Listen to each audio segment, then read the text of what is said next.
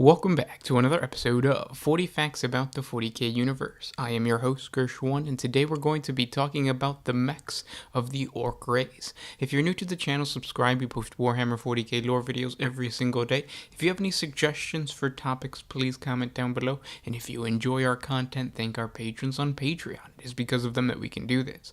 Link in the description if you guys want to support us. But with that said, let's get into 40 facts on the mech boys of the Orks. Although the majority of the Ork race appears to be brutal and instinctive in nature, the reality is that the average Ork possesses a low level of cunning, specifically designed to make them extremely deadly in combat.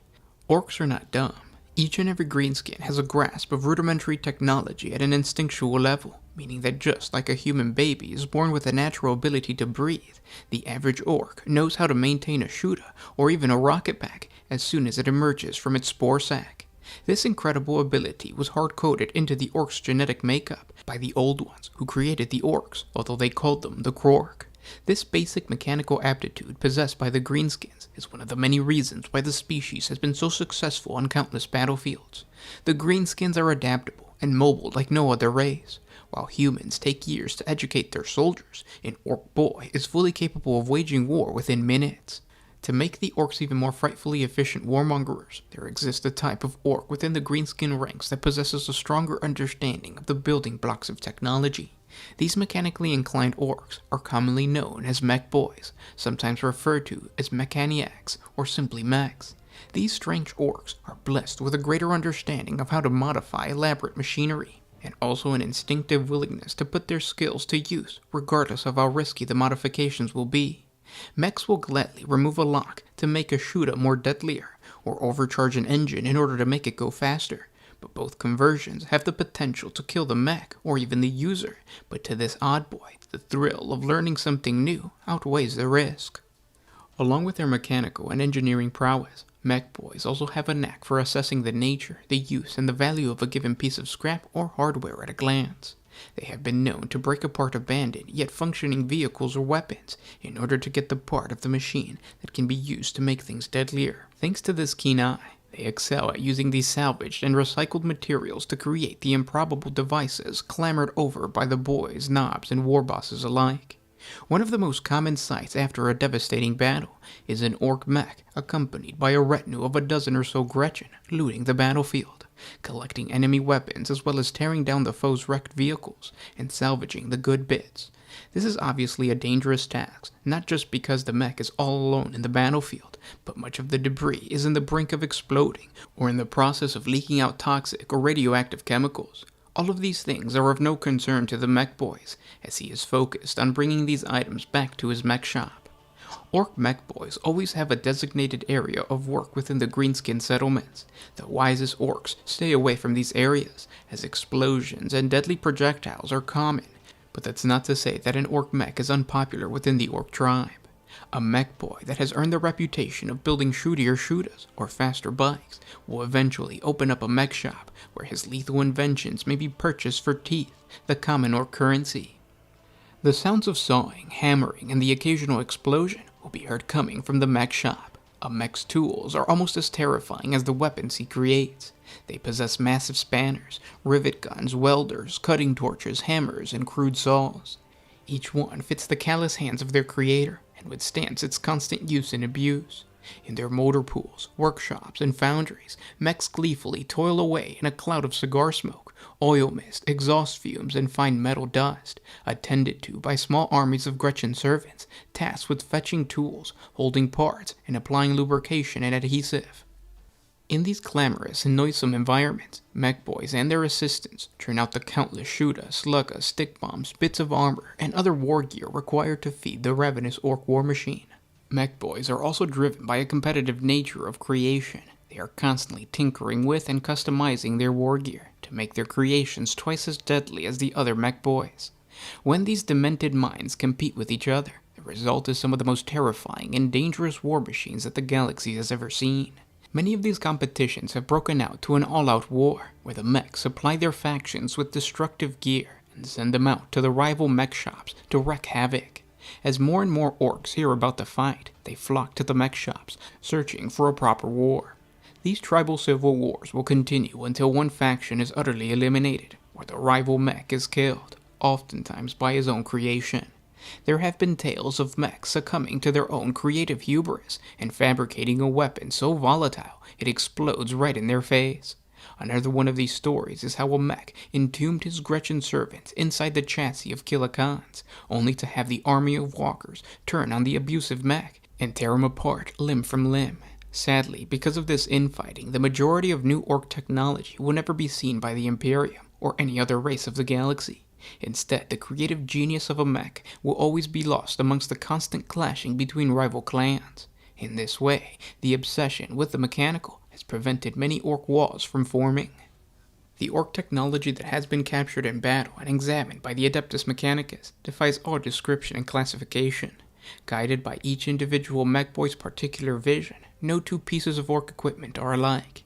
They show no signs of standardization or mass production, and vary so widely in their construction, design, and makeup as to make each piece of equipment essentially unique. As far as any of the learned magos of the priesthood of Mars can determine, the only commonality amongst the Ork technology is that every Shuda, truck, lava, and suit of mega armor seems to be nothing more than a random collection of scrap parts, gubbins, and metal plates patched together in a random fashion that simply should not function as advanced technology. And yet somehow the Orks' ramshackle vehicles run. Their terrifyingly crude flyers stay in the air despite lacking any kind of aerodynamic qualities, and their weapons fire shattering bursts of slugs or disgorge gouts of flame, plasma, or other types of energy, despite being seemingly nothing more than a collection of flammable junk. Because of these absurd qualities of Ork technology, the mech boys are a crucial part of any proper wall. An Ork mech is one of those odd boys that will always find a place within an Ork clan or tribe. Their position within the hierarchy of Ork society is also very unique. While mechs still follow the traditional values of might makes right, for many mech boys, the value of their skills outweighs their prowess on the battlefield. This doesn't mean that an Ork mech is weak compared to other Orks. Mech boys have to be tough in order to secure their creations. If a loudmouth Ork enters a mech shop thinking he can steal the best weapon, he will more than likely get a buzzsaw to the throat or be zapped to dust by a mech's custom Mega Blaster. However, every now and then a slightly cunning Ork knob or boss will realize that it's better to protect the mech from other Orks and allow him to keep creating deadlier weapons for the clan rather than stomping his throat for one measly custom shooter. This is why mech boys, or even whole teams of mechs, fall under the protection of a war boss and accompany them into battle, making sure to repair any broken pieces from their warlord's favorite battle wagon, while simultaneously profiting from the best loot after the boss has had his fun. Teams of mech boys have always been reported fighting alongside the deadliest Ork walls.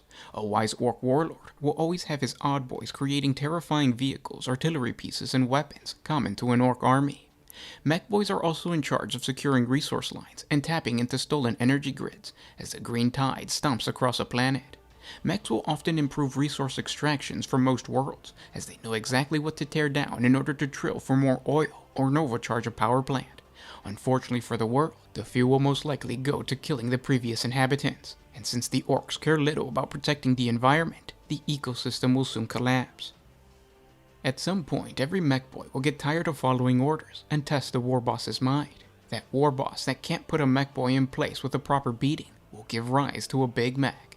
These big mechs secure their place as new bosses after striking down any knob still loyal to the old regime. Like all other Orks, a big mech will get much bigger and stronger than a normal boy, and will boss around a retinue of not only Gretchen, but lower-ranking mech boys. These teams of mechs will build bigger and shootier technology, like Gorkanauts and Morkanauts, as well as the lethal Stompas. They will either lead their own walls, or sell their skills to other clans. Ork speed freaks are always willing to hire a big mech who promises to make faster, smoke-belching contraptions. The Evil Sun's clan always has at least a couple of mech tribes to satisfy their need for speed. Members of the Bad Moon clan will always toss their teeth towards a wandering band of mechs in exchange for snazzier guns, and the Dead Skull clans always welcome these traveling mechs selling their latest stolen loot.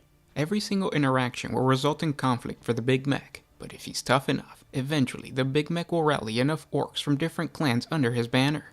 These mechs are known as mech bosses, and instead of leading a team of mechs into battle, they will launch entire earth-breaking walls. These mech boss armies will look very similar to regular Ork walls. That is until the boss's personal retinue of mega armored knobs, death dreads, and cyborg Orks tear through the battlefield. The mech guns that accompany a mech boss can even rival the firepower of the Tau Empire, because half the time they're stolen from the Tau Fire Caste.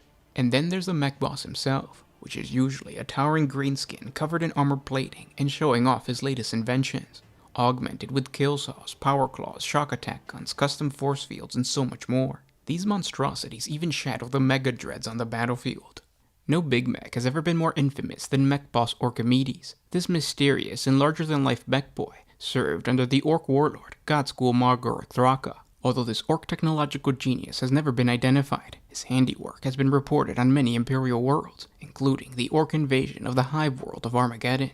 Orkimedes is the reason the Imperium of Man has had such a hard time dealing with the Great Beast. Godschool has combined his visionary strategies and the Big Mech's innovative teleporter machines to outmaneuver the forces of the Imperium on countless battlefields. On countless occasions, Godschool has tricked an enemy into attacking a seemingly vulnerable Ork warband, only to teleport overwhelming numbers into the fray as the battle unfolds, turning the tide in the favor of the greenskins. Orkimedes is also responsible for creating heavily customized Gargants and Ork submersibles. As such, he is one of the most highly sought-after priority targets for assassination by the Imperium's Officio Sissonorum.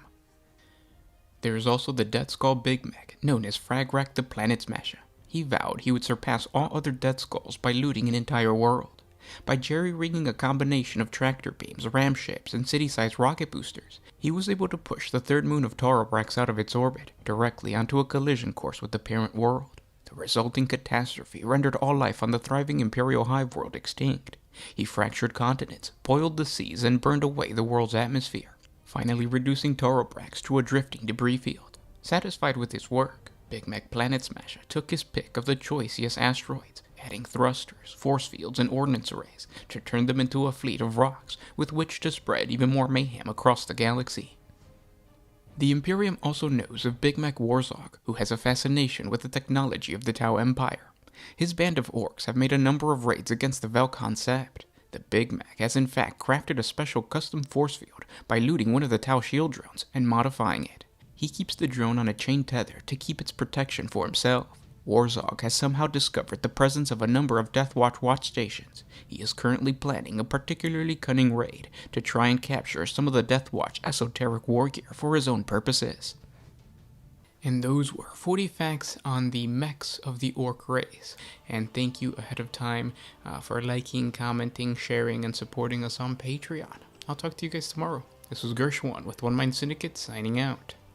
Always